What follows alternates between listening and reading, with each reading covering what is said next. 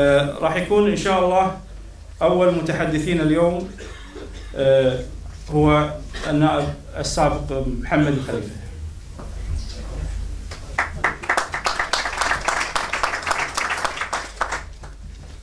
بسم الله الرحمن الرحيم. الحمد لله رب العالمين والصلاة والسلام على سيدنا المرسلين.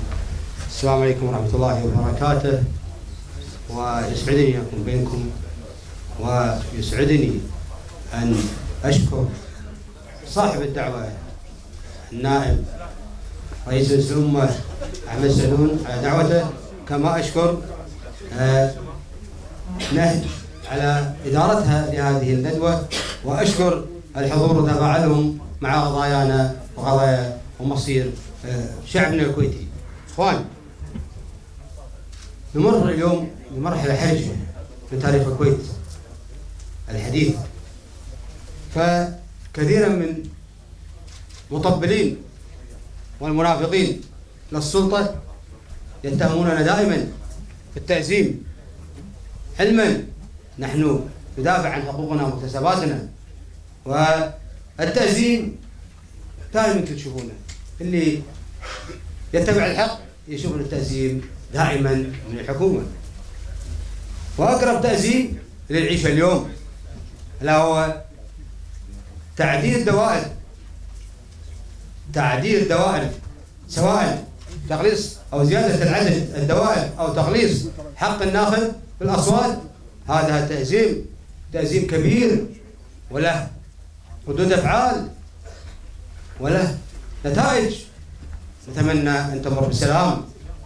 في الحقيقة هم المؤزمين وهم يخلقوا الأزمات، فلا يغرنكم بأقوالهم هؤلاء، سواء بعض الكتاب اللي يتزلفون لكم ويتشدقون بالوطنية وهم بعدين عن وطنية. من يحرض الحكومة على الشعب الكويتي فهذا بعيد عن الوطنية حقا. شنو مصلحتنا احنا؟ مصلحتنا حماية دستورنا والمحافظة عليه، وحماية الكويت من أي أزمة تعصف فيه. فنحن حقا المخلصين لهذا البلد. أما من يجمع الملايين والدنانير على حساب الوطن فاحذروه، راح يبيعكم مثل ما باع شعبه. فحقيقة كذلك التأزيم الآخر هو إرجاع الحكومة للقوانين اللي تم إقرارها بمجلس الأمة بموافقة الحكومة طبعا. هذا نوع من أنواع التأزيم.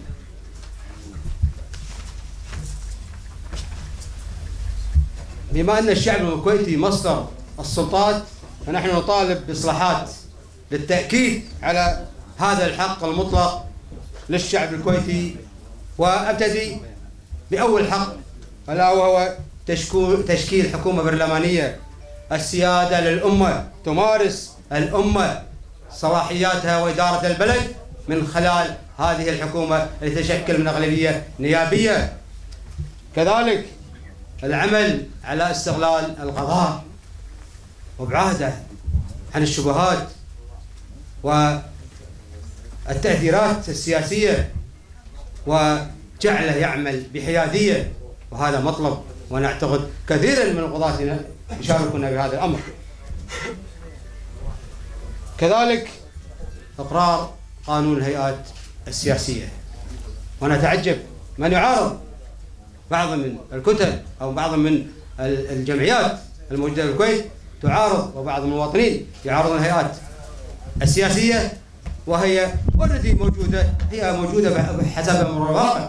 نحن ما نطلب إلا تنظيمها، تنظيم نعرف ماذا يدور فيها وماذا ينتج منها. ينتج منها طبعا برنامج انتخابي، تنتخب برنامج انتخابي ولا تنتخب أشخاص محددين. كذلك من يطالب بتعديل الدوائر وتقليصها ويتشدق ويقول فيها عدالة اجتماعية، نقول لا مو هذه العدالة الاجتماعية.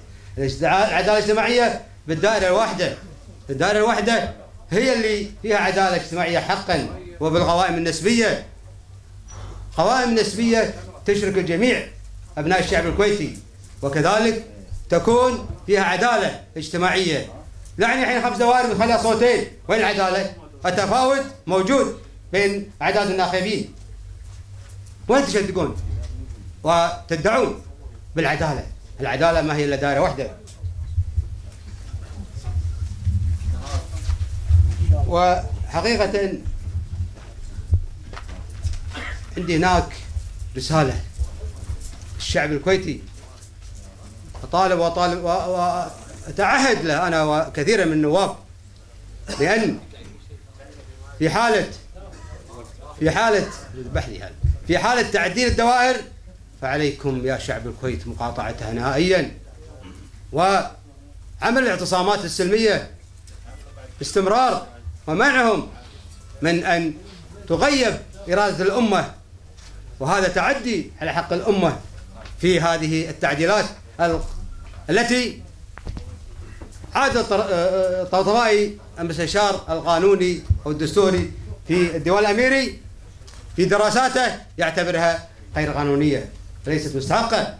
شنو رأيك يا عادل الطبطبائي الآن وأنت مستشار؟ شلون كلامك الأولي شنو يكون؟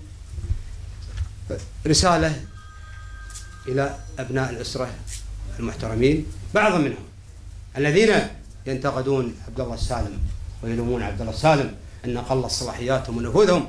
لا يا أخوان، لا، عبد الله السالم له فضل كبير أن حماكم من أعاصير الربيع العربي، حمى الكويت بإغرار الدستور وحده بعد الغزو العراقي وإعادة الشرعية. هلا الله ثم الدستور لما رجعت الشرعية ولما رجعت الكويت. كذلك في أزمة الحكم لما صارت في 2005 حلت من خلال الدستور. لو كان ما في دستور ولا غير عبد الله السالم كان الوضع غير.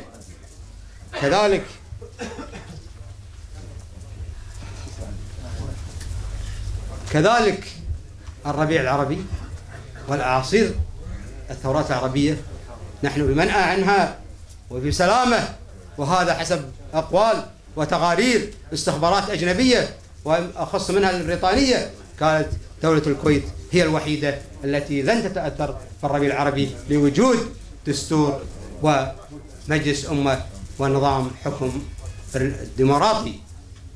في النهاية حفظ الله الكويت من كل مكروه، والسلام عليكم ورحمة الله وبركاته.